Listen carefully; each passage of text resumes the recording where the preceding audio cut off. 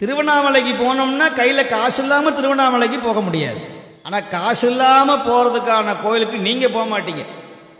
ஏன்னா உங்க மனசுல பதிஞ்சிருச்சு, எங்க கூட்டம் அதிகமாக இருக்கிறதோ, எங்கு ஜனங்கள் அதிகமாக இருக்கிறதோ, எங்கு கடைகள் அதிகமாக இருக்கிறதோ அங்குதான் சக்தி அதிகமாக இருக்கிறது கடவுளுக்கு என்று நீங்கள் முடிவு பண்ணி விட்டீர்கள்.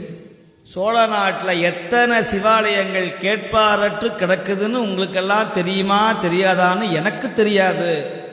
ஆனால் எனக்கு தெரியும், எத்தனையோ பாடல் பெற்ற தலங்கள், வெறும் ஆடு மாடுகள் மட்டுமே வழிபடக்கூடிய இடங்கள், ஜந்துக்கள் வழிபடக்கூடிய சிவாலயங்கள், முருகன் மட்டுமே அமைதியாக தன்னந்தனியாக நிற்கிற ஆலயங்கள் எத்தனையோ உண்டு, அம்பிகை முதற்கொண்டு.